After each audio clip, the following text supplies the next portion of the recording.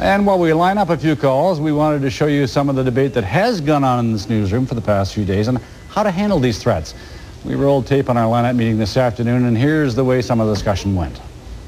It's not just that there's one isolated incident, then there's several, and I think we're to the point where it's time to start letting the community know what's going on, and that a lot of people are feeling very anxious and concerned. And so you think the cumulative effect is more important than the single event? Yes. But I think we've got two problems here. We have bomb threats, and we have rumors of bomb threats, which aren't confirmed. And we are now seeing police present at places where there has been a rumor of a bomb threat, which isn't confirmed.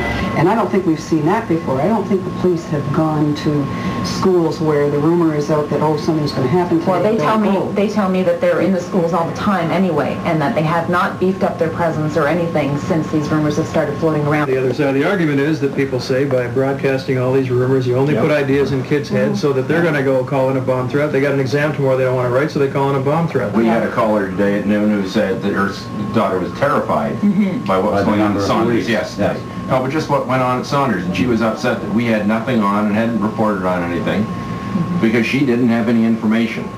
Okay. So that's the best example, perhaps, because while we were aware of the rumors from parents, we could not verify from either the Board of Education, the school, or the police that something was going on. So how do we deal with that one? And if the police won't tell us much more than, well, we're involved, still, I think we have to go that far. Because people just know. They know what's going on. The students are talking to the parents are talking to the neighbors, the community knows about it, and then we're not telling them anything, so I think they sometimes look to us, hopefully, to try and clarify what is going on. So I think you tell them as much as you can tell them without alarming people.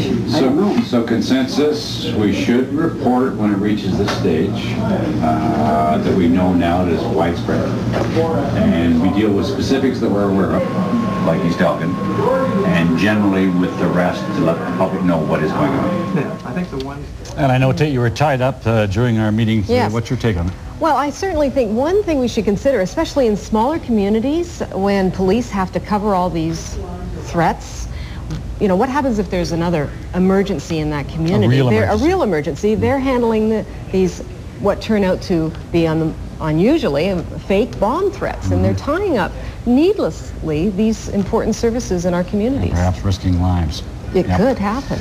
Right now, let's go to the phones and see what you think about these threats and how they should be covered. Right now, Bonnie from London. What's your feeling on this, Bonnie? Well, I think every parent has a right to know what's going on in their schools.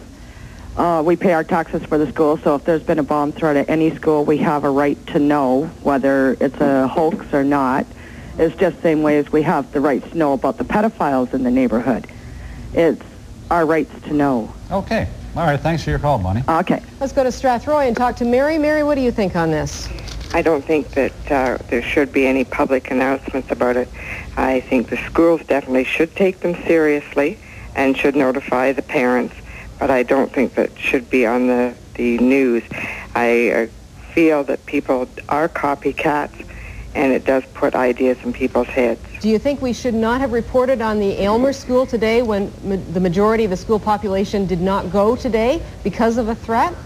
That's correct. I do not agree with that. Okay. Thank you very much, Mary. Goodbye. Thanks, Mary. Shane in Woodstock, how do you feel about this, Shane? I was gonna back up what Mary was saying.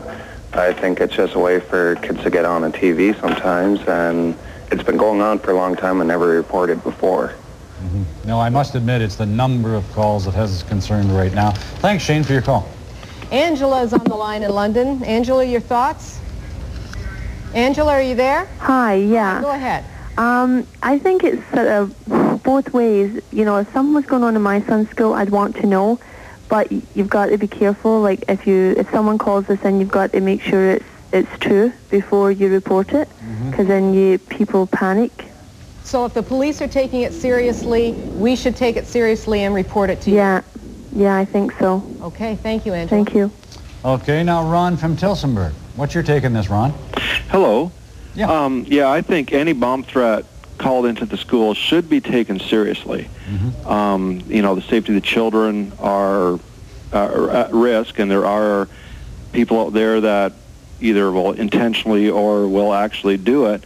You know, we have to think about the children first. Whether I think it should be the school's discretion whether this should be made public or not. But anyways, I think any calls should be taken seriously. Okay, thanks for your call, Ron. And Thank you. I know that there are a lot more callers, and if we didn't get you on, please feel free to use Speaker's Corner at Oxford and Richmond, or send us an email. On Thursday night, Legalese commentator Gord Cudmore will be co-hosting an open forum on school safety at 7:30 at Central Secondary School in London. So if you want to add your voice to the debate, as I mentioned, head down to Speaker's Corner, Richmond and Oxford.